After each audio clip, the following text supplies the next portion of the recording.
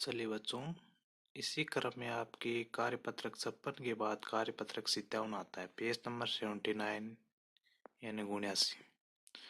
तो इसमें हम एक आपके गद्यांश दे रखा है, उस गद्यांश को पढ़ना है। युवा पीढ़ी ही देश की पूंजी है, और जब बच्चे स्कूल में पढ़ने जाते तो शिक्षक उनके आदर्श होते हैं। बच्चे उन्हें ही अपना हीरो मानते हैं। अपने गुरु की हर एक स्थिति को अपनी बनाना चाहते हैं, अपने जीवन में ढालना चाहते हैं। यही अहमियत छाप बच्चों के साथ जीवन भर रहती है।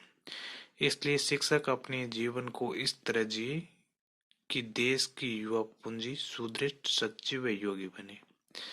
तो इसी के गद्यांश पढ़ने के बाद हम इन प्रश्नों के उत्तर देंगे और उत्तरों को एक सही तरीके से लिखेंगे भी। तो चलिए चलते, पहले प्रश्न है, देश की पूंजी बताए गए युवाओं को, बच्चों को, वृद्धजन को। तो ऊपर दिए गए गद्यांश को पढ़ने के बाद हमें ये समझ में आता है कि देश की पूंजी युवाओं को बताई गई है। ये ठीक है। दूसरे, युवाजनों के आदर्श होते हैं व्यापारी, खिलाड़ी, डॉक्टर, शिक्षक। तो युवाजनों के आदर्श होते हैं शिक्षक। और तीसरे से गद्यांश का शीर्षक हो सकता है आदर्श शिक्षक। ठीक है, ये हो गए। उसके बाद योग्य का विलोम होगा अयोग्य। इसी क्रम में अगर हम 5वां प्रश्न देखें तो बच्चों पर किसकी अहमियत छाप जीवन पर रहती है, यानी एक शिक्षक के आदर्शों की छाप एक बच्चे की जीवन पर जो छाप होती है अहमियत होती है। यानी जिस प्रकार से एक स्लेट पर यानी पार्टी पे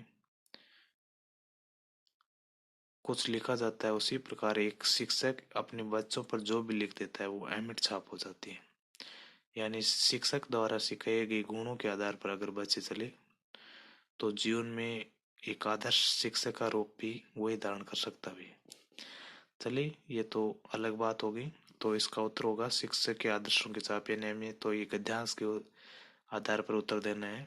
तो लिख लीजिए शिक्षक के आदर्शों की छाप।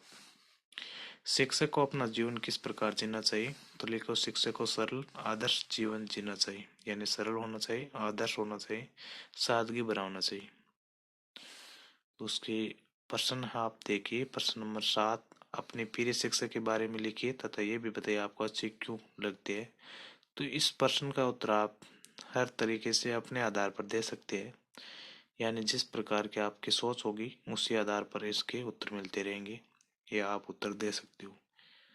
तो हम लिख लेते, लिखना चाहते हो तो लिखिए, हमारे प्रिय शिक्षक हिंदी वाले अध्यापक है, वो ही वो वो ही अपना जीवन सरल तरीके से जीते हैं तथा बच्चों को अच्छा करने का विचार रखते हैं। यानी एक शिक्षक में बच्चों की प्रतिभावना अच्छी होनी चाहिए और बच्चों का शिक्षक प्रति लगाव भी होना चाहिए। इस प्रकार से शिष्य और बच्चे का जीवन सरल और सादगीपूर्ण होना चाहिए। ये एक अच्छे शिक्षक और अच्छे बच्चों की विशेषता होती है। तो इस प्रकार से आपके पेज नंबर 79 कार्यपत्रक 57 समाप्त होता है, और इसी कड़ी में हम आगे कार्यपत्रक 58 करेंगे।